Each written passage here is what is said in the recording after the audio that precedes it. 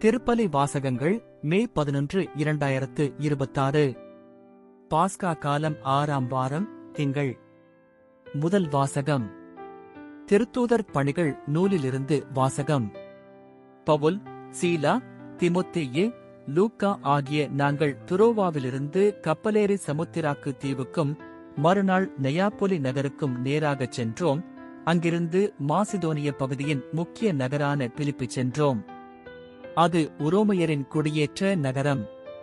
அந்நகரில் சில நாள்கள் தங்கியிருந்தோம். ஓய்வு நாளன்று நாங்கள் நகர வாயிலுக்கு வெளியே வந்து ஆற்றங்கரைக்குச் சென்றோம். அங்கு இறைவேண்டல் செய்யும் இடம் ஏதேனும் இருக்கும் என்று எண்ணி அமர்ந்து அங்கே கூடியிருந்த பெண்களோடு பேசினோம். அங்கு தியத்திரா நகரைச் சேர்ந்த பெண் ஒருவர் நாங்கள் பேசியதை கேட்டுக் கொண்டிருந்தார். அவர் பெயர் லீதியா. செந்நிற ஆடைகளை விற்பவரான அவர் கடவுளை வழிபட்டு வந்தார். பவுல் பேசியதை ஏற்றுக்கொள்ளுமாறு ஆண்டவர் அவர் உள்ளத்தை திறந்தார். அவரும் அவர் வீட்டாரும் திருமுழுக்கு பெற்றனர். அதன்பின் அவர் எங்களிடம், நான் ஆண்டவரிடம் நம்பிக்கை கொண்டவள் என்று நீங்கள் கருதினால் என் வீட்டுக்கு வந்து தங்குங்கள் என்று கெஞ்சி கேட்டு எங்களை இணங்க வைத்தார். ஆண்டவரின் அருள்வாக்கு. இறைவா உமக்கு நன்றி. பதிலுரை பாடல். பல்லவி. ஆண்டவர் தம் மக்கள் மீது விருப்பம் கொள்கின்றார். அல்லேலூயா.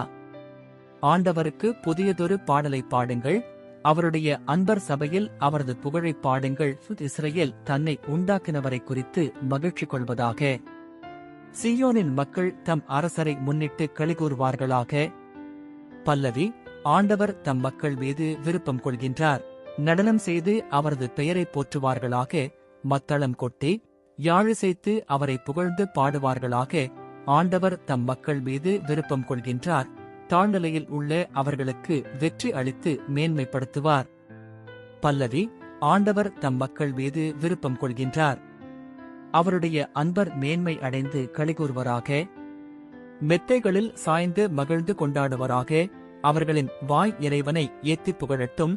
இத்தகைய மேன்மை ஆண்டவர்தம் அன்பர் அனைவருக்கும் உரித்தானது. பல்லவி. ஆண்டவர் தம் மக்கள் மீது விருப்பம் கொள்கின்றார். நற்செய்திக்கு முன் வாழ்த்துளி. அல்லேலூயா, அல்லேலூயா. உண்மையை வெளிப்படுத்தும் தூய ஆவியார் வரும்போது என்னை பற்றிச் சான்று பகர்வார். நீங்களும் சான்று பகர்வீர்கள் என்கிறார் ஆண்டவர். அல்லேலூயா. நற்செய்தி வாசகம். யோவான் எழுதிய தூய நற்செய்தியிலிருந்து வாசகம். அக்காலத்தில் இயேசு தம் சீடரை நோக்கிக் கூறியது, தந்தையிடமிருந்து நான் உங்களுக்கு அனுப்பப் போகிற துணையாளர் வருவார். அவரே தந்தையிடமிருந்து வந்து உண்மையை வெளிப்படுத்தும் தூய ஆவியார். அவர் வரும்போது என்னை பற்றிச் சான்று பகர்வார். நீங்களும் சான்று பகர்வீர்கள். ஏனெனில் நீங்கள் தொடக்க முதல் என்னோடு இருந்து வருகிறீர்கள். நீங்கள் நம்பிக்கை இழந்து விடாதிருக்க இவற்றையெல்லாம் உங்களிடம் சொன்னேன். உங்களை தொழுகை கூடத்திலிருந்து விலக்கி வைப்பார்கள். உங்களை கொல்லுவோர் கடவுளுக்கு திருப்பணி செய்வதாக எண்ணும் காலமும் வருகிறது. தந்தையையும் என்னையும் அவர்கள் அறியாமல் இருப்பதால்தான் இவ்வாறு செய்வார்கள். இவை நிகழும் நேரம் வரும்போது நான் உங்களுக்கு இவை பற்றி முன்பே சொன்னதை நினைவுபடுத்திக் கொள்ளுங்கள். இதற்காகவே இவற்றை உங்களிடம் கூறினேன். ஆண்டவரின் அருள்வாக்கு. கிறிஸ்துவே உமக்கு புகழ்.